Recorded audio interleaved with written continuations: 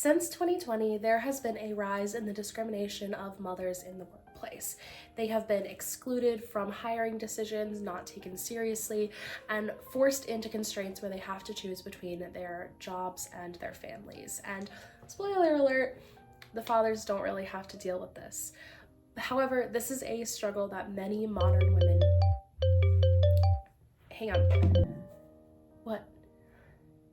It's not new? How long has it been going on? Since ancient Rome. How do you know? Portia. Okay, hang on, I'll call you back. Okay. Yeah, you heard that right. Mothers have been consistently looked down upon and seen less as since the age of the Republic of Rome, and nowhere is that more prevalent than looking at the character of Portia from Shakespeare's Julius Caesar, and it's highlighted even more in the modern adaptation of Portia's Julius Caesar by Caitlin Riordan. Hi everyone, my name is Caitlin, not the author, just the same name, and today we are going to look at how people treated Portia as a new mom in Portia's Julius Caesar and how that reflects the modern day views of mothers in the workplace. So what is Portia's Julius Caesar? Or I'm gonna call it Portia's for short, so I'm not saying a bunch of words at you over and over again. And who is the author? So Portia's is a modern adaptation of Julius Caesar told from Portia's perspective. It centers on Portia as she becomes a new mother and her trying to navigate her role in that. Additionally, her best friend Calpurnia is struggling with infertility and is making countless sacrifices and offerings to the gods in hopes to become pregnant.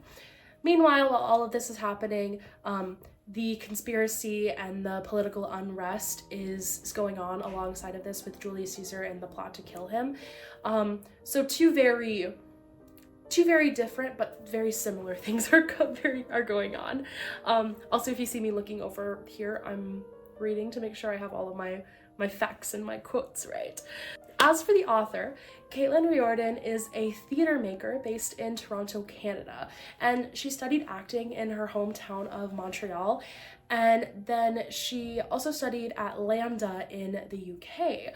She is an actor and a playwright and was part of the leadership team at Shakespeare in the Rough from around 2012 to 2021. Including artistic director from 2017 to 2021. I ended up reaching out and emailing her and asked her what inspired her to write this play, and she sent me this beautiful, really long paragraph, and I would love to read it all, but I don't want to keep you guys here for too long. But the main points were that she was inspired to write this play after playing Mark Antony in an all-female cast of Julius Caesar. She loved tragedies, but wondered why Shakespeare often included women from his own. Additionally, as somebody who wanted to have a child one day, the story of Portia and Calpurnia and their struggles with motherhood and infertility took on some of her fears. There was the version where she wasn't able to have a child, and then there was also the version where she did end up having a child, but the child ended up driving a wedge between her and her partner. Their plights, she said, suddenly became very personal and contemporary to her. What's super interesting about this book, at least for an English major like me, is the fact that half of this play is in Riordan's own writing and the other half is from Shakespeare's other works. So some of the original Julius Caesar play was used, as well as various plays, sonnets, and poems from Shakespeare.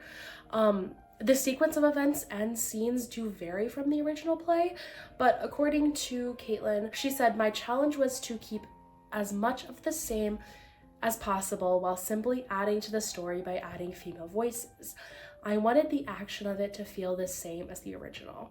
And then finally, as part of the intro, before we get into the actual content of the play, forgive me for being nerdy, but the whole play is written in iambic pentameter, which I love. I'm English nerd. Sorry, I get excited about poetry styles and things. But anyways, on to the play. So, to begin this project, I tried to research as much as I could how mothers were treated in ancient Rome. And I couldn't find too much particularly on mothers specifically, but I found tons on women, and unsurprisingly, women were not treated very well. So, according to an article by history.com, women were never treated as equals. They did have a summarized quote from one of Republican Rome's most revered statesmen, and he was warning fellow Romans of the risk of treating women as an equal, asserting that they will, from that moment, become your superiors. Imagine a concept. Imagine. And then later on in this article, it is also explained how the ideal Roman woman was a matron who spun her own clothes, oversaw her family's affairs, provided her husband with children, food, and a well-run household. And I think it's important to have that frame of reference as we're going into talking about Portia and Portia's Julius Caesar. So, we enter this play with the first scene, which is of two servants, Esther and Vera, and they are basically talking to each other, and their main point of topic is how Portia had just given birth to her child. Esther is kind of being a little, she's just being a girl, she's just gossiping a little bit, and she's like, dude, like, sorry for the car, but she's like, dude, like, Portia feeds her child with her own self, like she doesn't use anybody else. And then Vera is like countering back, and she's like, that's not crazy, like I did that. But then Esther kind of shoots back at her, and she says, of course thou didst, Vera, but a noble woman feeding her own child, it's disgusting. And I thought that quote was really interesting because it is our first look specifically at how noble mothers are treated as opposed to just any other mother, which is the added weight of the pressure that Portia feels. Is she's not just a mother, she's also a noble mother. So I thought that was an interesting place to start. And then the most recurring perception of Portia as a mother is in, I believe it's Act 1, Scene 3, when she's talking to her husband Brutus. I'm #1 Brutus hater, but we'll get onto that later. But in the previous scene, she had been talking to Calpurnia, and Calpurnia was sharing kind of her troubles and her struggles about being infertile, and she was kind of talking to Portia and just using her as that support. And so after that conversation, Portia then goes to her husband Brutus, and she's trying to seek solace and comfort in him as well, and, ask him to, be a husband and listen to her. However, he just kind of ignores her and diminishes her and tells her that this is a vital time in their child's life and she shouldn't be tired. Portia is obviously very taken aback by this. She just wanted her husband. And she says, and I love this quote. She says, "My competence won't ebb by having thoughts. Without them, what would I become? A goat, maintained for milk and suckled day and night?" And this is quite possibly one of the most impactful lines for me in this play. In these lines, she is saying that she needs to engage in intelligent conversation, how she needs to talk and express her feelings, because she's not herself without her thoughts and her feelings and her intellect. Her thoughts those are crucial pieces to who she is, right? Like, as they are to all of us. And when Brutus actively dismisses her and is just like, you need to stop talking and go feed our child, she feels as if she's reduced to a goat, something just maintained for milk and nothing else.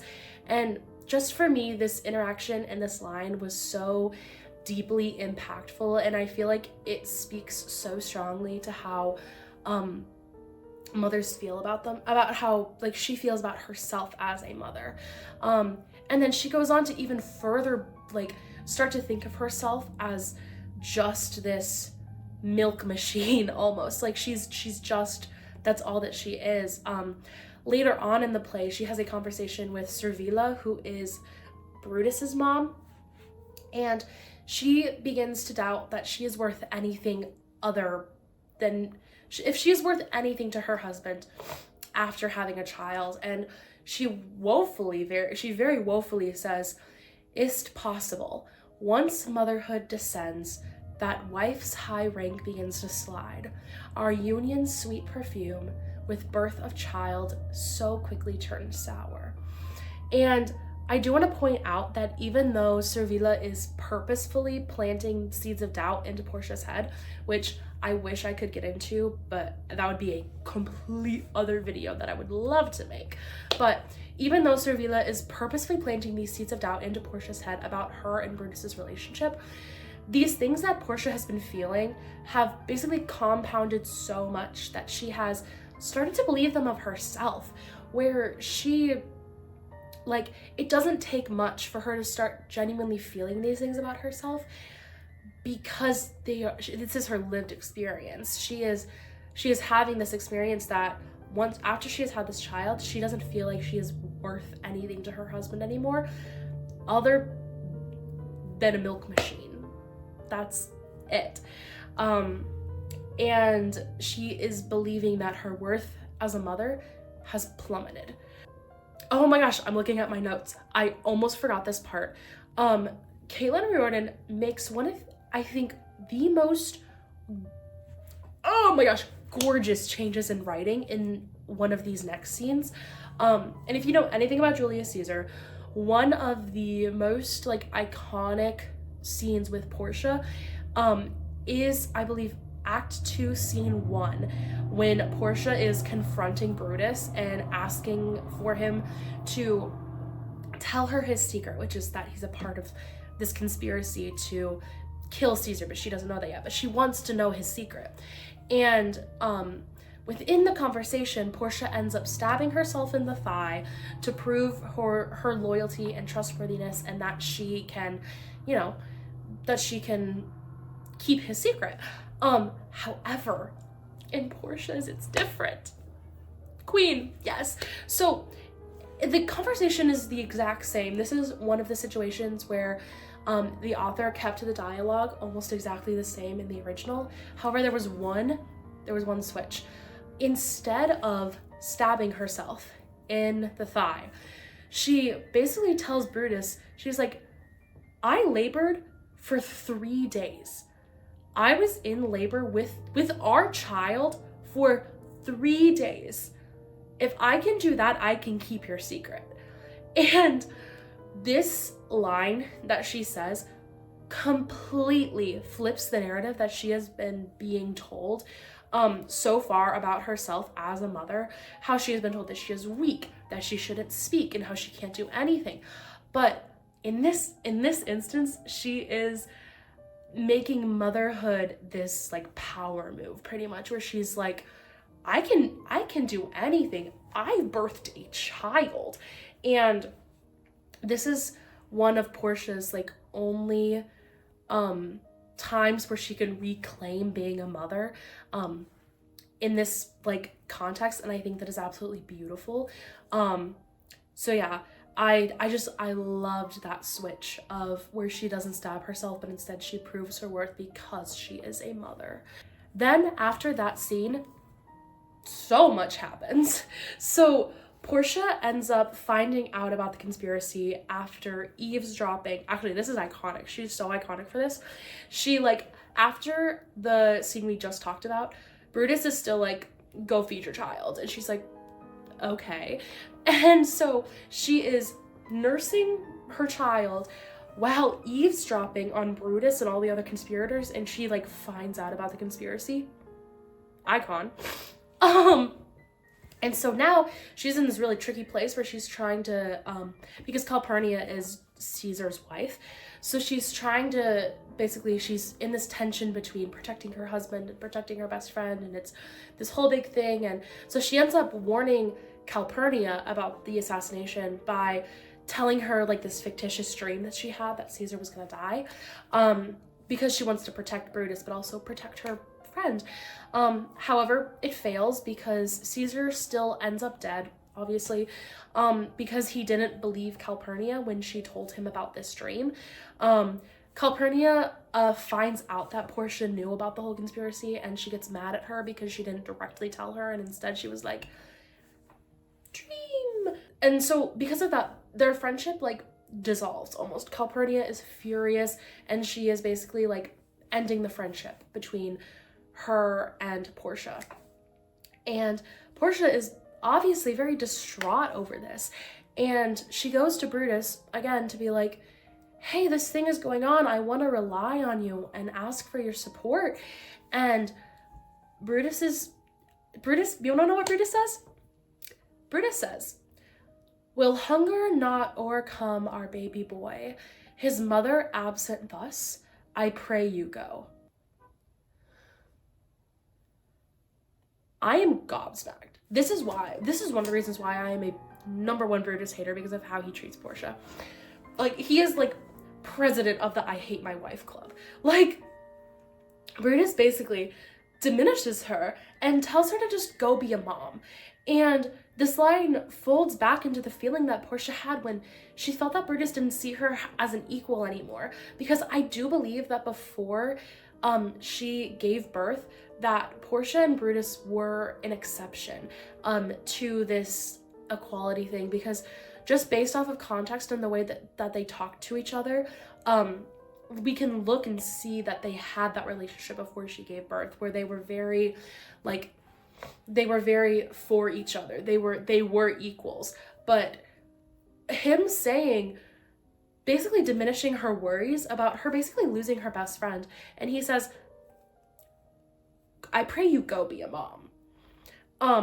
They aren't husband and wife anymore. They are husband and mother, and that is all she is to him. Oh, here we go. This is why I am Brutus's #1 hater, because in the final scenes of the play, obviously devastation is wreaking havoc. She ends up arriving at Servila's house, and Servila, you want to know what she says? She reveals that Brutus signed away Portia's rights to her son. Yeah. Servila basically manipulated Brutus and was like, yeah, so like, sign away your wife's right to your son, and I'm gonna send him on this caravan to keep him safe from the mob. So Brutus signs away his wife's rights to his child. And why'd you do that? Anyways, stop. Enough talking about Brutus, because this is about Portia, and I refuse to make a man the center of a video about women. And so obviously Portia is very distraught, and it is made even worse by one of the servants coming in and informing Servila and Portia that the mob ambushed the caravan that her child was on, and her child is now dead. There were no survivors. So obviously Portia's entire world has collapsed. She doesn't feel like she has her husband. Her mother-in-law is insane, and she's lost her child, and like, she feels like she has nothing. And so in the final scenes, Portia ends up returning to her and Brutus's house, holding the remains of her child, and she delivers this such heartfelt lament to her child, essentially, like into the void to her child. And when she hears a cry of a child in the distance, she cries out, "Is't possible my baby calls for me? Those cries I oft bemoaned, I the dead of night, would now rejoice to hear. No, 'tis not he, 'tis not his wailing voice, such tricks hath strong imagination." Finally, as the mob descends on Brutus's house and burns it, Portia enters the flames and they engulf her. Ultimately feeling betrayed by her husband and losing her son, she kills herself to join her child. And I really, really, truly wish I could go more in depth about the complexities of this modern adaptation and this play and how it differs from the original. But like I said, that is an entirely different video that I actually do plan on making, because I love to talk about this. But in summary, when it comes to Portia being a mom, Portia was let down by those around her when she became a mom. If you read the play, which I highly recommend you do, she actually tried to stop the assassination of Caesar many times, but it was often dismissed due to the fact that she was a mom. no matter how hard Portia has struggled to help her husband, to help her friend, and to help her country, she was never taken seriously. She was told that she needed to rest, that she needed to just go be a mom, or that she can no longer think clearly.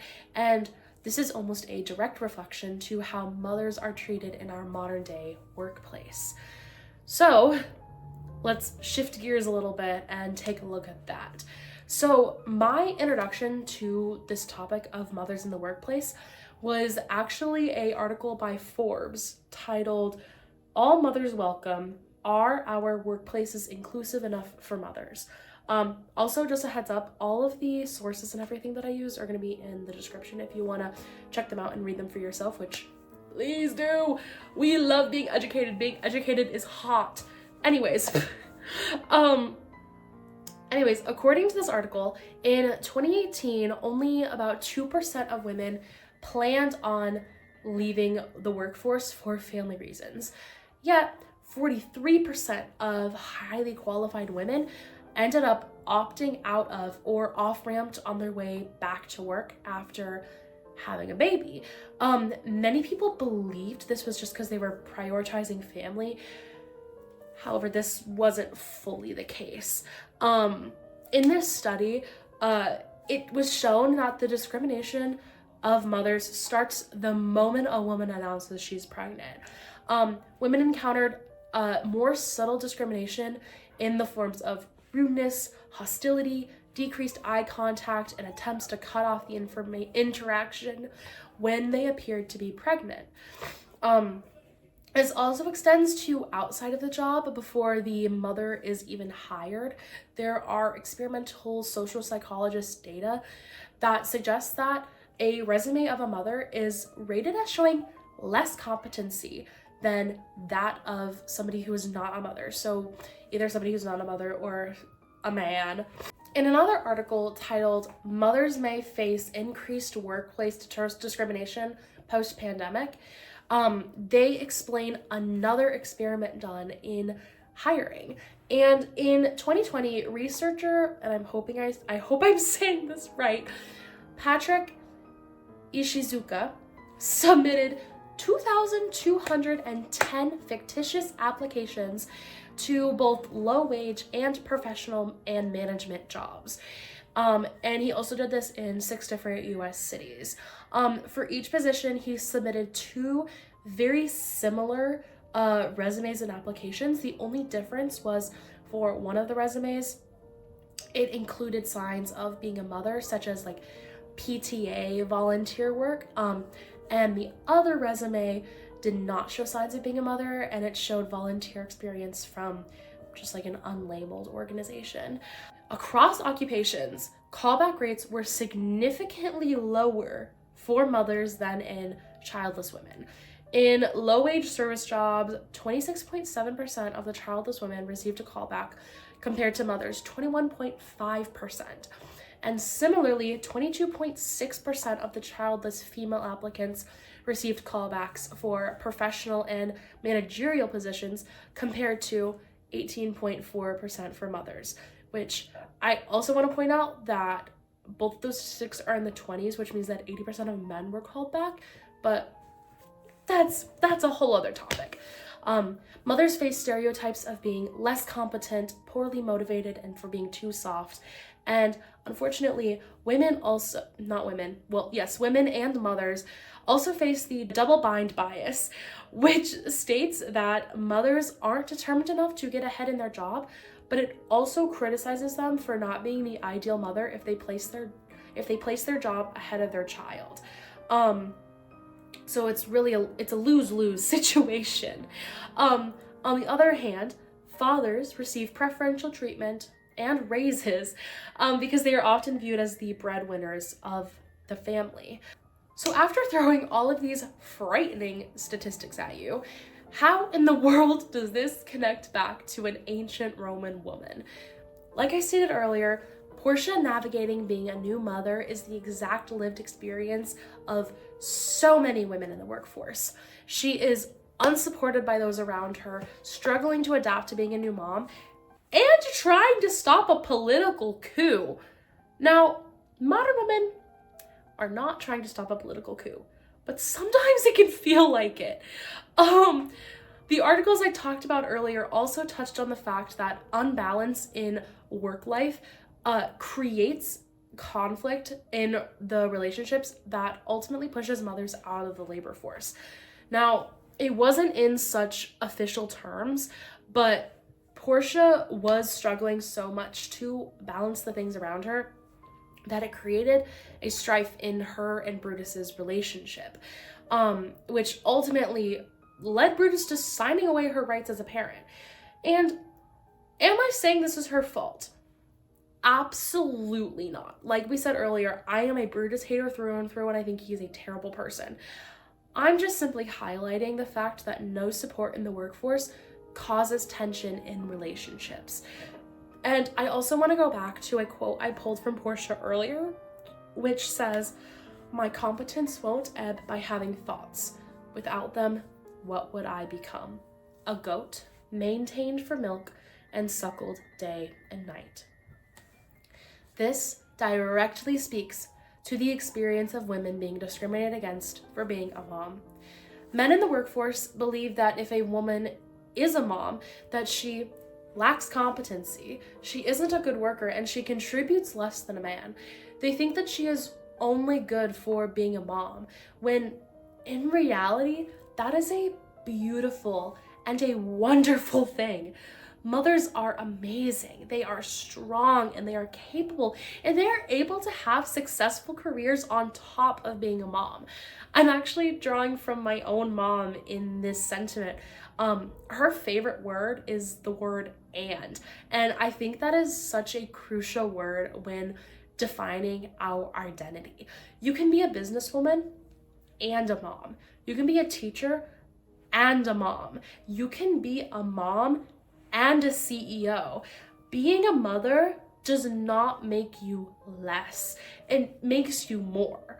Portia was so beautifully complex and full of life and opinions.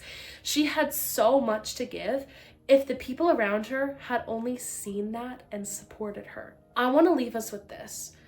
According to the World Economic Forum, it will take 123 years to close economic gender gaps.